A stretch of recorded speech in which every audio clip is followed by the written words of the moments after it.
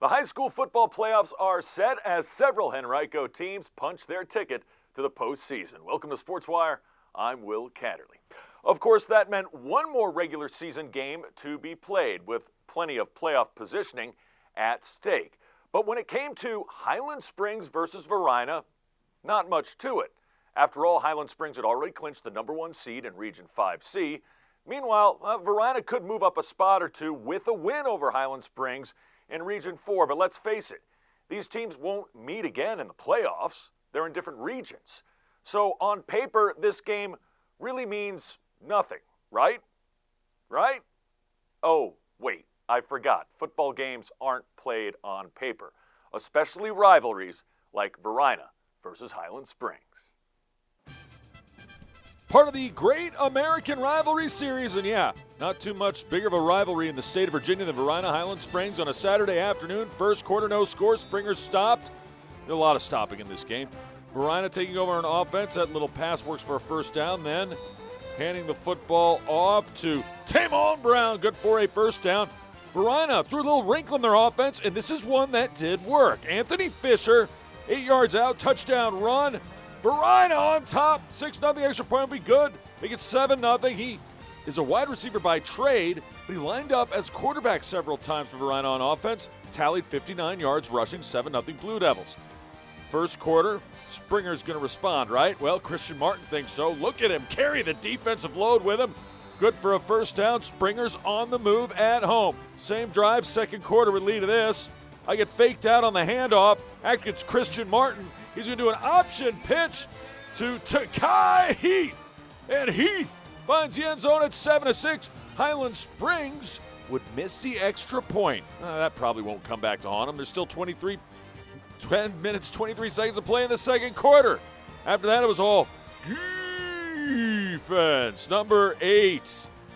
Braylon Johnson gets the sack there, the stop behind the line of scrimmage. That's a bona fide sack by Kavion Keys. Defense for Varina was stout all game long. Meanwhile, there were turnovers aplenty. Hey, we mentioned Anthony Fisher on offense. Yeah, he got an interception on defense. How about the kicking game? Highland Springs running into each other in this one. They weren't sharp, just to be point blank. Not the sharpest game for the Springers. Special teams actually cost them when it usually pays dividends for them. Gives Varina the short field. Derricott looking. Moments before the half, gets a first down. The lead of this, Derricott looking, firing. The end zone! This is fourth down. Springers D stays strong, as they always do. Varina up 7-6. You thought the first half was a slugfest. Second half was as buried in the mud as my car was in the grass by the stadium. This does work, however, usually. Amon Foster Powell. The run, good for first down. It was a heavy dose of Powell, but most of the time, Blue Devils are right there. Number 6, Amari Baylor and company. Get this. Anthony Fisher had 59 yards of offense total for Varina. The total offense for Highland Springs, 56 yards. Springers get the stop there. I get faked out here. Varina deciding to get tricky with it. Not a good idea when you have Kwanye Feeney in the backfield. It's a fake punt. Intercepted. Highland Springs golden opportunity. Christian Martin. A couple plays later, Varina defensive front all over the quarterback. They get the sack. Back and forth we go. Do-si-do. Fourth quarter. Springers trying to mount a rally. Nothing doing. They were beat at the line of scrimmage quite a bit. 24, Curtis Green and friends were there. Later, this looked like the icing on the cake. Interception. He's going to take it all the way back. Kenneth Faison. No, he gets knocked out of bounds at about the 30, 25-yard line of Highland Springs. Could Varina do anything about it? Any score would put this one almost on ice, but no! The ball is picked off. I'll tell you who did come to play for Highland Springs. Kwanye Feeney, his second interception of the game. He will be a factor come playoff time, come next week. Anthony Fisher, another run, part of the instant offense, but 4th and 1 from their own 34, 2 minutes and change to go in the game. They go for it, and they're stopped. So Highland Springs has 2 timeouts left in plus territory. All they need is 3, although they're not the best kicking team, so they're going to go for a touchdown. Nowhere to go is Christian Martin. That's not just a sack, it's a fumble. The Blue Devil faithful feel it, and Varina kneels on the football from that point forward. Guess the missed extra point did mean something. Varina goes on the road, gets a signature win. 7-6 your final. I mean, our defense, we gave up some points last week. We didn't do a good job with stopping the run. They came out here and performed. I'm so proud of our kids, man. That's how we got to respond back after taking a loss like we did. So we just got to get better. Whoever we got next week, it is what it is. Let's go to Glen Allen senior night. Glen Allen playing host to Douglas Freeman. Now, both these teams are playoff bound, but an increase or a better seed is available to the victor. And that, of course, means goes to the spoils. Early on, Freeman looking real good. Owen Fallen connecting with Jarrell Horn. Nice gain there. And then Fallen looking, firing, finding his receiver. It's Horn again. This time that's good for a first down. And the Mavs are marching. The lead of this. It's a fumble. They got inside the Glen Allen 5-yard line. Jags Johnny on the spot, jump on it.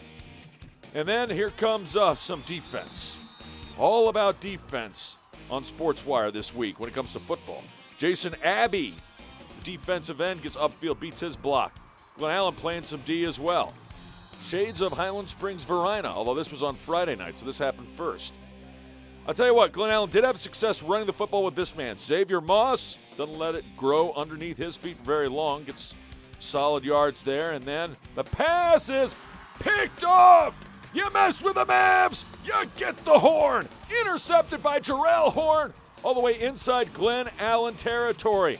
Much to the Jags' credit, they would force a defensive stop, but oh my, in their own end zone, the ball gets stripped from the quarterback, goes into the back of the end zone for a safety. So the 2-run shot just before the half, 2-0 Freeman.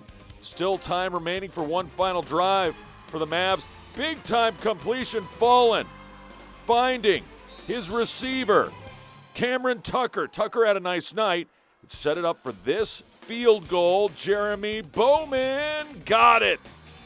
And Bowman with a 3-run homer. It's now 5-0 at the half. Yeah, the bizarre 5-0 football score. Second half, Glen Allen responds, and they do it again with Xavier Moss. They can open holes for Moss in the playoffs. They're going to be tough on offense to stop. They do it again. Why not? Feed the beast. Touchdown, Xavier Moss. Touchdown, Glen Allen. Fresh off his 3-touchdown game just a week ago. Jags do not get the point after. It's 6-5. They would go for 2 and not make it, but they have a 1-point lead. Fourth quarter, it's Moss time. Trying to strip the football. Ain't happening. Moss carrying tacklers with him. Good for a first down. Glen Allen at this point in clock-killing mode.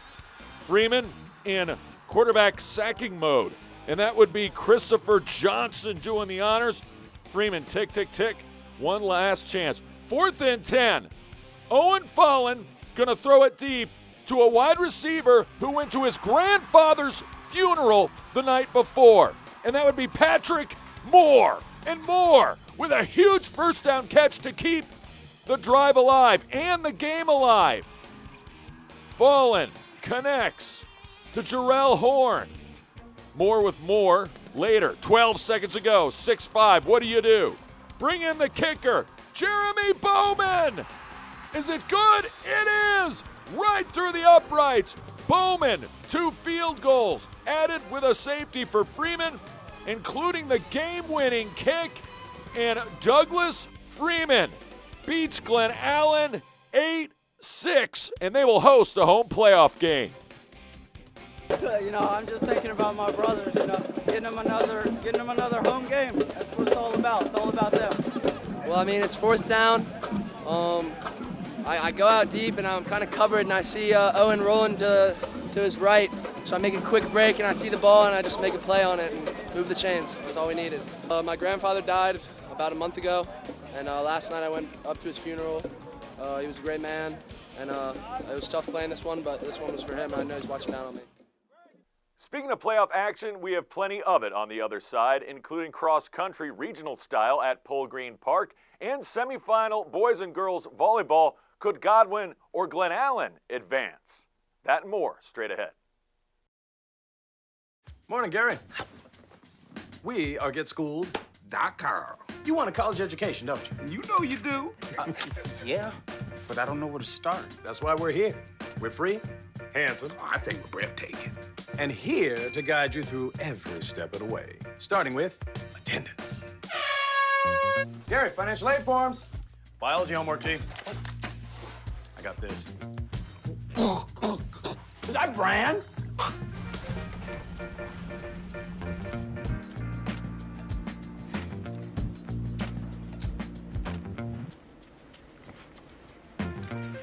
Colleges love extracurricular activities.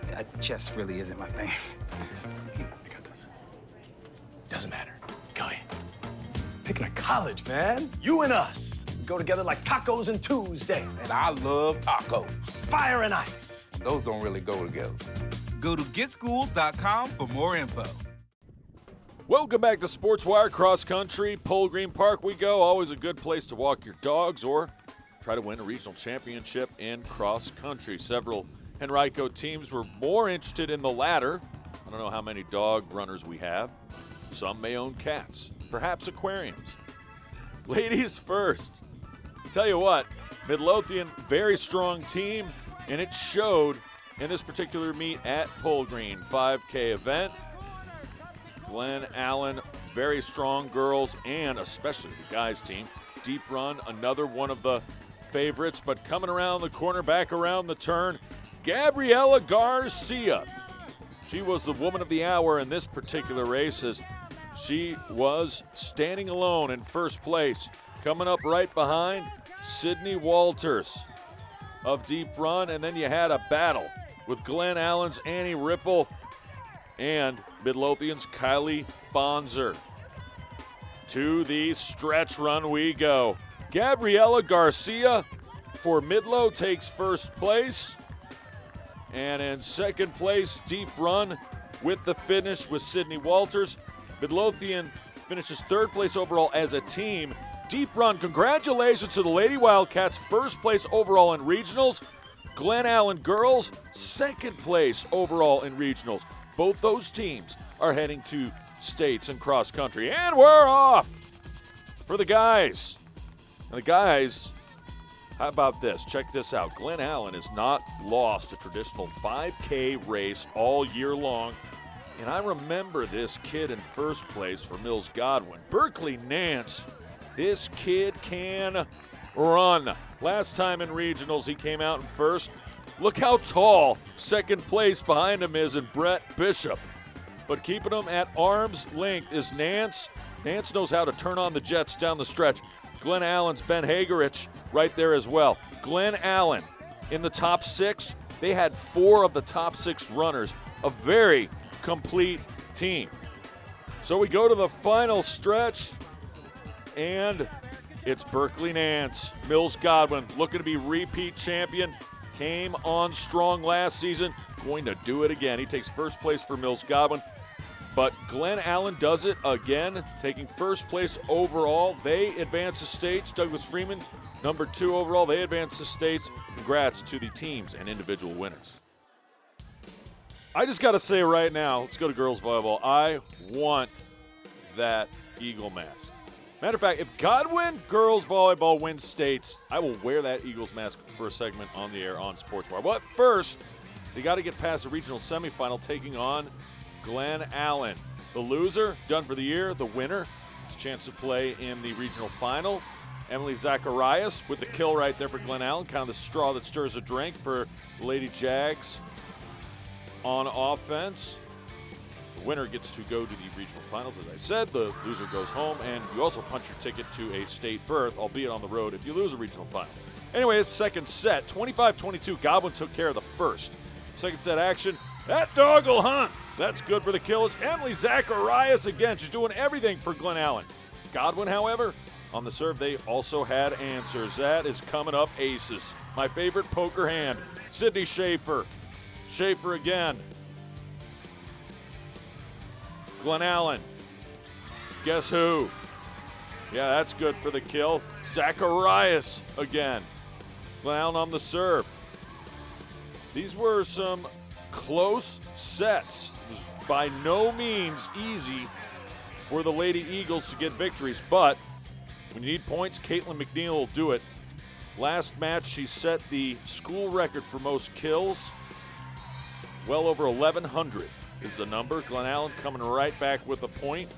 And then on the serve, still second set action. Yeah, that'll work as well. That's good for an ace for the Jags. But Godwin found ways to stem the tide and get points when it mattered most.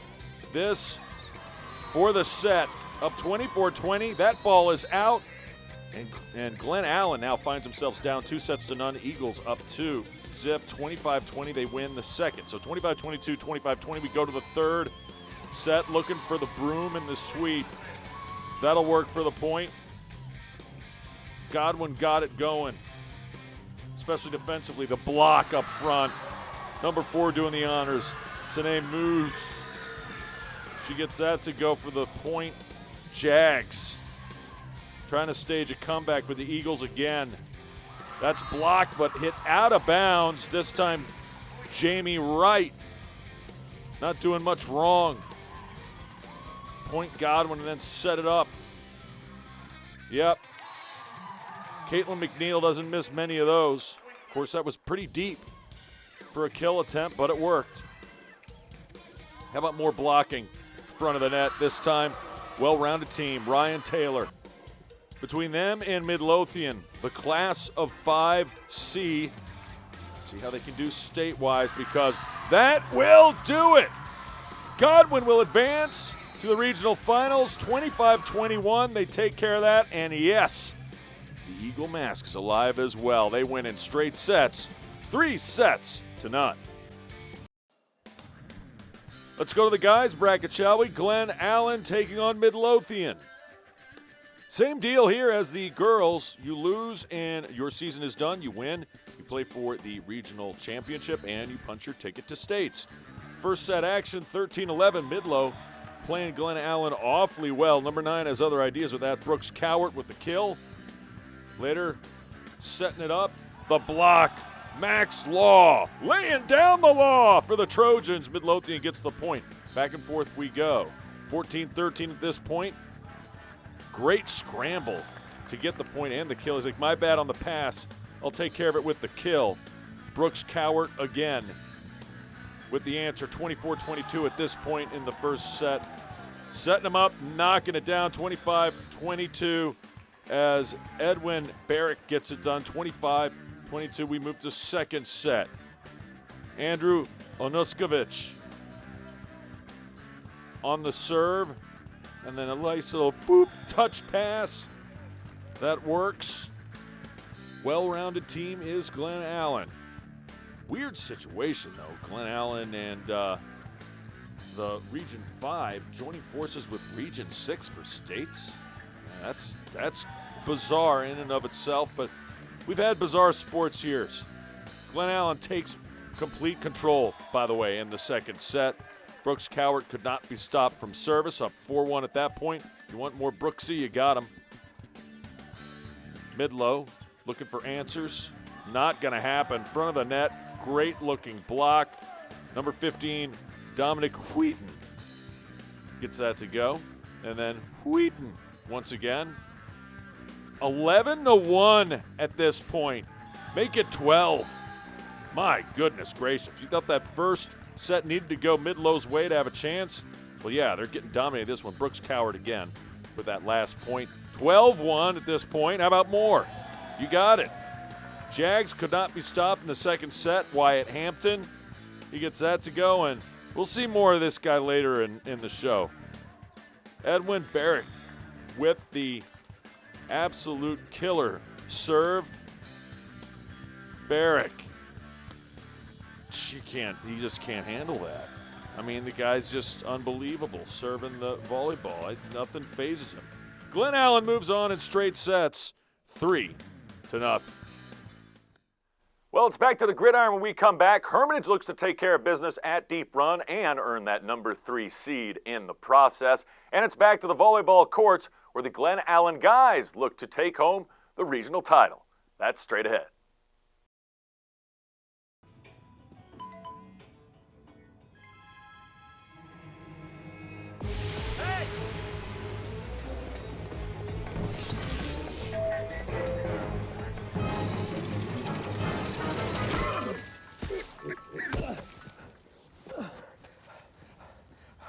So, same time next week?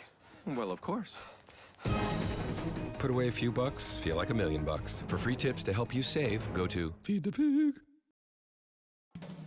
Welcome back to SportsWire. Opening round of states for field hockey for Deep Run taking on Independence High School up in Northern Virginia. Things looking good for the Wildcats early. Check it out. Great passing on the attacking end. It's going to find the stick of Elena Sorkin. She shoots, she scores! Go Wildcats! And yeah, the earthquake ensues because when you have a tripod on the stands and you got the fans stomping your feet, there's nothing that can be done about it. They were really into this one, especially into that moment. 1-0. Wildcats have the lead with 9:30 to go in the first. And then Independence, well, they started playing really well. Luckily for Deep Run, they have Ella Fallen in net. Many a save in this one. Here comes a corner opportunity. Still in the first quarter for Independence. Going to fire it in front of the net.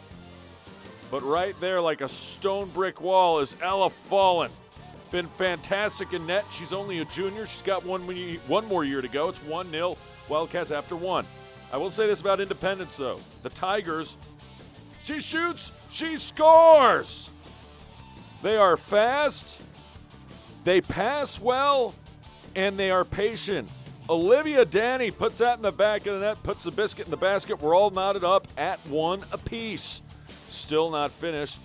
With 12 minutes and change to go in the second quarter, they would keep the pressure on. Here's a shot, just goes wide past the outstretched Fallen. Tigers on the prowl again. Great stick work by them as well. That shot, what a save by Ella Fallen. Again, brick wall. She would keep the Tigers at bay, at least for a while. But then the shot, the deflection, she shoots, she scores. Sammy Goen gets it going. And the Tigers all of a sudden have a 2-1 lead. And that would be the score at the end of the half. Second half, Ella Fallen doing her best to keep Deep Run in it. Saves like that would keep them down just a goal. More from Independence. Seemingly in the attacking zone most of the evening. Wildcats had their chances too. Another big save right there by Ella Fallen. And eventually, here's one of the great chances for Deep Run. Check it out. One pass, two pass. Oh, if she could just get the ball on the stick. That one had a chance. Could have been the equalizer. Could have made it 2-2. But Sammy Goen is going to make the going get tough for Deep Run right here. She shoots. She scores in the fourth. Late in that one with just over 3 minutes to play. Wildcats fought hard, would have a few more opportunities, but in the end, their season comes to a close. It was a terrific one. Back-to-back region championships for Deep Run. Independence, however, is going to be the team that moves on to the second round of states. Tremendous year comes to an end for Deep Run. No reason to hang their heads, though. 3-1 is your final. Back to volleyball now. Deep Run, Glen Allen playing for the whole enchilada.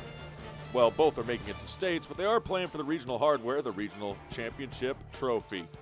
Glen Allen already with a win in the opening set. They think they got the point there, but the block goes out of bounds. Point Deep Run. Wildcats fought hard in the second. Looked pretty good in this one. But Glen Allen's answer came in the form of Brooks Coward. And a couple other guys I'll mention later. Still second set action. This doggle hunt. Point Deep Run, number 15, Nate Baker doing the honors. Jags on the serve once again. Again, this game takes place at Mills Godwin. Wyatt Hampton, nobody home. He just knocks it down for the point. Back and forth we go. Do-si-do, tie game, 1 or 2 point lead for either side throughout. They got a 15. Glen Allen's got a 15. He's going to do the honors. Dominic Wheaton with a point. And then midway through this one, check this kill out. Right down the line and good. Edwin Barrick puts it away, 25-20.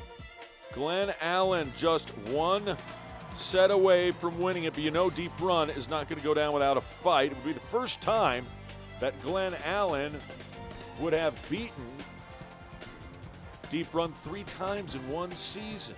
Jags looking to do that, and oh my goodness. That was a tremendous kill attempt, an even greater dig by the Wildcats, but then check this out. Ouch! Off the cabeza. Good for the point. Edwin Barrick. And then Edwin Barrick, I have volleyball. Volleyball, see my volleyball. I hit volleyball hard. This guy was sensational from service. My goodness. That's an ace. You want more? Here it is again. Here's my volleyball. See my volleyball. I'm going to hit volleyball hard. This time Glen Allen actually gets a piece of it. Or Deep Run, I'm sorry, gets a piece of it. Gets it back over, but the rest of the team, oh my goodness. Number 6 is there, Trevor Foy. I got volleyball, see volleyball. Swing and knock that thing out of the park for another ace. It was either 8 or 9. I wasn't counting too well. I wasn't marking well enough. See volleyball, hit volleyball, bam. 8 or 9 straight points for Barrick and Glen Allen in this one to really, I mean, even the crowd's like, I can't believe what I'm seeing here. Look at this kid. This guy is amazing. See volleyball, hit volleyball. Great dig that time, actually. But the Wildcats really didn't have many answers for him. And even when they did get a good pass over, Glen Allen set up something better. And the Jags absolutely in command. Finally, they would turn it back over to Deep Run, but is that game, set, match point, anticlimactic? Wyatt Hampton, yes, he does get the winning point of the match. Congratulations to both teams. They're both going to states. Congratulations to Glen Allen. They will host a Saturday game as they hoist the regional hardware. Glen Allen 25-20, 25-20, 25-14. They are your regional champs. Back to the gridiron we go. Deep Run Wildcats. Seeing this one through, not the greatest season in the world, but no quit in the Wildcats. Hermitage, meanwhile, looking to improve their playoff positioning. Trying to do it early on with the quarterback, number 3, Jalen Burton. And then this guy's had a heck of a year. Hermitage has been churning out running backs, but Jeremiah Footlong Coney, a little chili and cheese on top, going to take it to the house. He finds pay dirt, over 1,000 yards rushing for Coney, and that's not counting his yards receiving. As a running back, yeah, that's stellar. Those are stellar numbers for a stellar year for Jeremiah Coney. 6-0 Hermitage. Ensuing possession for the Panthers. They get a stop on D, and then check this out. We're going to do the old quarterback keeper. Burton calls his own number. He finds Pater. Touchdown! Hermitage. So the Panthers find Pater for the second time. This one is 12-0. Okay, so extra points aren't going their way. Everything else is. Meanwhile, the defense all over the place. Number 9 in company. Scory Bolden. And try the quarterback keeper again. Not happening this time. Jaquel Parker and company. And on that stop, sets up a short field for Hermitage to do this. Screen pass. Man, he can fly. Firing, finding his man. Good for a first down. This time in the form of number 8, Breon Gunnell. The lead of this. Same drive. And yet another touchdown run. It's 20-0 Hermitage at this point. Deep Run set to punt. Hermitage set to receive. Jakari Bolden. Will he be touched? No. House call. Jakari Bolden. Touchdown. Senior's been putting on quite a highlight reel towards the end of the year. If you haven't looked at his huddle stuff, you should. He's a pretty good football player. 26-0 4th and 19 at the 39. Wildcats looking for something to go their way. The throw caught, nicely done. The grab would keep the drive alive. Wildcats looking to score, looking, firing, finding inside the 10-yard line. Deep run hooks up with their receiver there, would lead to this. 4th and goal. Deep run. Trying to find the end zone. Roll out. Just a little too wide. Hermitage takes over. Deep run would find the scoreboard in this one, but it would be late. It'd be 26-0 at the half. A little second half action for you. Here it is. A little screen again. They work wonders. And I said Jeremiah Coney can hurt you in the pass game too. He does right here. All the way to pay dirt. All the way to the end zone. Touchdown. The Hermitage Panthers cinch, or clinch, I should say, the number 3 seed. They beat Deep Run 52-6, your final. Another team that clinched their playoff spot, how about Godwin beating TJ 29-14. They clinched the 7 seed. Let's take a look at the Region 5 seed playoffs, shall we? Congratulations to 8 seed J.R. Tucker. They make the playoffs for the first time in 29 years. I was 14. Highland Springs, a 1 seed, they'll play Tucker. Douglas Freeman is a 4 seed. They'll host a playoff game against Bird. The only rematch in this bracket, Hermitage, Glen Allen. Hermitage the 3, Glen Allen the 6. Glen Allen beat Hermitage in the regular season in overtime. So Hermitage looking for payback there. Midlothian is the 2 seed at the bottom of the bracket, taking on the 7 seed aforementioned Mills Godwin Eagles. That could be an interesting game. By the way, Varina on the other side, they will play Powhatan in 4B. And we are not quite done with football yet. Hey, yeah, it's a middle school game of the week. Pitting one of the best teams from the West against one of the best in the East, Brookland and Fairfield, both wearing white. Don't know why. Playing Highland Springs, that makes sense because they got lights and it gets dark late in the game. First quarter action, Brookland with the football until they don't have it anymore. It's a fumble, and the Fairfield Falcons pounce on it. It would lead to this. Falcons with the ball deep in Brookland territory, and Fairfield gives it to this guy. Heck of a running back, number 10, Darren Williams. Inside the 10, they would be forced with a 4th and goal. Brookland's defense was great, but number 12, Cortez Kearney, finds pay dirt. 6-0 Falcons. Middle school football, very rare that they kick an extra point with a kicker. They go for 2, and yeah, once again, number 12, Kearney, delivers. It is 8-0 Fairfield. Brookland looking, firing, finding the wrong man. Right jersey, because they're both wearing white again. But Evian Lewis with the interception. And then Brookland's defense is really good too. Number 15 with a recovery, Hezekiah Fox. Later, Brookland getting something going here. Pass, finding the receiver, number 25, Cush Phillip L. Brookland once again, this time, Falcons defense, they say no. Duran Ferguson with the stop. Brookland, however, they had a nice little drive going again. That pass to Phillip L. would work.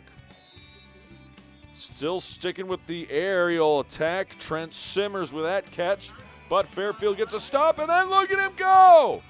Cortez Kearney, second quarter late.